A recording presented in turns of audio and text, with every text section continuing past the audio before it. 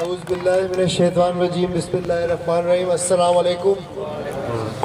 आज 1 मई है तो सबसे पहले मैं पाकिस्तान के मज़दूरों को सलाम पेश करता हूँ जिन्होंने इस मुल्क को बनाने के लिए अनथक मेहनत की, और आज उन्हें याद करता हूँ कि इंशाअल्लाह तहरीक इंसाफ की जो गवर्नमेंट होगी वो उनके लिए मज़ीद बरात पैदा करेगी। DI खान पख्तूनख्वा का सबसे बड़ा ज़िला है, आबादी के लिहाज से भी, रकबे के लिहाज से भी, ज़राअत के लिहाज से भी, लेकिन यहाँ पसमानदगी सबसे ज़्यादा है पूरे खैबर पख्तूनख्वा में। और अलमिया ये है कि इसी ज़िले से डिप्टी स्पीकर भी था पिछली गवर्नमेंट में, इसी ज़िले से एक और कौमी लीडर भी था जो हुकूमत का भी हिस्सा रहा। पहले MMA की हुकूमत चलाई उन्होंने, फिर 2008 से 2013 तक हुकूमत का हिस्सा भी रहे, मगर डेरे इस्माइल खान की पसमानदगी दूर न हुई। इसी ज़िले से ये लीडरान निकले, लेकिन इस ज़िले के लिए कुछ नहीं किया उन्होंने, जबकि इसी पार्टी के एक और रुकन बनू से निकले तो उन्होंने बनू की हालत बदल दी। आज सब कहते हैं कि बनू को उन्होंने तरक्की याफ्ता कर दिया। तो मैं ये पूछना चाहता हूँ कि इस ज़िले ने पहचान दी है उन लीडरों को, इस ज़िले ने आकर ऐसी क्या दुश्मनी की है इस ज़िले ने उनके साथ, ऐसी क्या नाइंसाफ़ी की है इस ज़िले ने उनके साथ कि वो इस ज़िले की तरक्की के लिए काम नहीं कर रहे? क्या वजह है इसकी?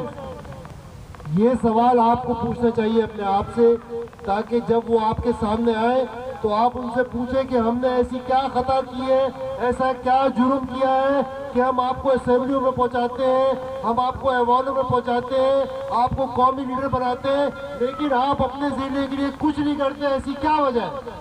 ये सवाल मैं चाहता हूँ आप उनसे ज़रूर पूछें। आज मेरे पास रिपोर्ट आई है, आज के दिन सुबह मुझे रिपोर्ट आई है पिछले 3 साल की इस ज़िले के बारे में। यहाँ बेरोजगारी 23% हो गई है ज़िले डेरा इस्माइल खान में, और उसकी वजह क्या है? उसकी वजह यह है कि पिछले 5 साल में कोई एक सनत नहीं लगी है। जब सनत नहीं लगेगी, जब नए कारखाने नहीं लगेंगे, तो जो नौजवान यहाँ गवर्नमेंट यूनिवर्सिटी से तालीम लेकर फारिग हो रहे हैं वो कहाँ नौकरी करने जाएंगे? वो यकीनन दरबदर हो जाते हैं। उन्हें नौकरी करने के लिए मुल्तान जाना पड़ता है, उन्हें नौकरी करने के लिए लाहौर जाना पड़ता है, पेशावर जाना पड़ता है, इसलिए कि ज़िले डेरा इस्माइल खान में तो नौकरी है नहीं। दूसरी बात यह है कि ज़िले डेरा इस्माइल खान में 2300 बच्चों पर एक स्कूल है, 2300 बच्चों पर एक स्कूल है, जबकि 550 बच्चों पर एक स्कूल होना चाहिए। और इसी ज़िले ने इन्हें ऐवानों तक पहुंचाया, लेकिन इस ज़िले में वो स्कूल नहीं बना रहे, इस ज़िले का डेवलपमेंट फंड यहाँ नहीं लगा रहे। मगर इसके खतावार कौन है? इसका मुजरिम कौन है? इसके मुजरिम मैं और आप हैं। इसलिए कि जब हम अपना वोट देने जाते हैं तो हम कारकर्दगी नहीं देखते, हम नहीं देखते कि हमारे लीडरों ने 5 साल हमारे साथ क्या किया है, क्या उन्होंने कौम की खिदमत की है, क्या उन्होंने लोगों को उनके जो हक़ाइक़ है, हुकूक है, वो दिए हैं या नहीं दिए। हम इलेक्शन के 1 महीने पहले जब ये लोग निकल आते हैं, ये हमें गली देते हैं, ट्रांसफार्मर देते हैं, तारे देते हैं, और हम अपना वोट उनको बेच देते हैं। मेरी आपसे ये दरख्वास्त है, आपसे ये इल्तिजा है कि खुदा के वास्ते अपने बच्चों के मुस्तकबिल के लिए तिजारत को बंद करें और ऐसे लोगों को वोट दें जो आपकी खिदमत करना चाहते हैं। हमारे लीडर ने, इमरान खान ने पहले खिदमत की है, फिर सियासत में आया है। पहले उसने कैंसर हॉस्पिटल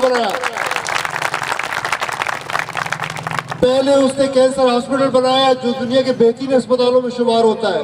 अब उसने DI खान में बुनियाद रखी है कैंसर अस्पताल की, फिर उसने यूनिवर्सिटी बनाई है एक पसमानदा इलाके में। अब वो ये कहता है मैं पूरे मुल्क में ऐसी यूनिवर्सिटीज बनाऊंगा। फिर उसने एक सियासी जमात बनाई जिसमें उसने गरीबों को, मुतवसत तबके को और नौजवानों को अपने साथ शामिल किया। फिर उस पार्टी में इलेक्शन करवाए ताकि एक जमहूरी रिवायत कायम हो और किसी का बेटा, किसी का रिश्तेदार लीडर ना बने, बल्कि आम आदमी उनका लीडर बने। फिर उसने कहा कि मैं नौजवानों को टिकट दूंगा, तालीम याफ्ता नौजवानों को आगे लेकर आऊंगा, ऐसे नौजवानों को लेकर आऊंगा जो मुल्क की खिदमत करना चाहते हैं। आपके सामने ये दोनों कैंडिडेट बैठे हैं, ये दोनों नौजवान हैं, तालीमी याफ्ता है। नसीर औलख इस इलाके का रहने वाला है, यही पैदा हुआ है। 150 साल से नसीर का खानदान इस इलाके में आबाद है, इसी इलाके से इनका ताल्लुक रहा है हमेशा। अब ये आपके सामने आया है, ये आपसे दरख्वास्त करता है कि आप इसको असेंबली में पहुंचाएं ताकि आपकी खिदमत करे।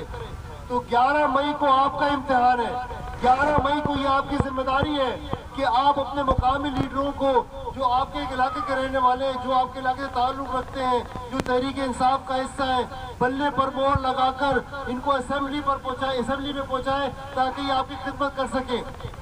और आपके लिए इनका प्रोग्राम क्या है? आपके लिए इनके प्रोग्राम की 3 अहम बातें हैं। एक तो ये है कि डीआई खान, आज जो रिपोर्ट मेरे पास आई है उसके मुताबिक सबसे ज्यादा सराय की जो खैबर पख्तूनख्वा में है वो डीआई खान में रहते हैं। तो एक इनका प्रोग्राम ये है कि इंशाल्लाह उम्मीद है कि केपीके में हमारी अक्सरियत होगी पार्लियामेंट में, केपीके पार्लियामेंट में, तो ये सराइकियों के लिए जो नौकरियां हैं उसका कोटा मुकर्रर करेंगे ताकि उनको आबादी के हिसाब से नौकरियां मिले।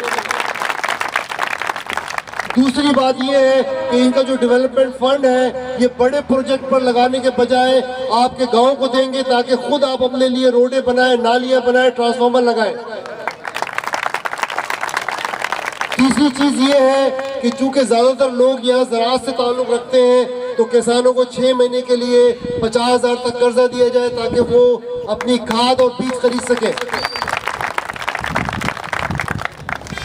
और आखिरी बात ये है कि हमारे लीडर ने ये कहा है कि नए सूबे बनने चाहिए, तो हमारा ये मंशूर है, हमारा ये ऐलान है इंशाअल्लाह कि जनूबी अजला पर मुश्तमिल सूबा बने जिसका दारुल खिलाफत डीआई खान हो, ताकि ना आपको मुल्तान जाना पड़े ना पेशावर जाना पड़े। लेकिन ये सब चीजें जब हो सकती हैं जब आप अपना वोट तहरीक इंसाफ के उम्मीदवार को दें, 11 मई को बल्ले पर मोहर लगाएं, तहरीक इंसाफ को असेंबली पर पहुंचाएं ताकि आपके हुकूक के लिए काम हो सके, आपके लगे खुशहाली के लिए काम हो सके। पाकिस्तान, पाकिस्तान।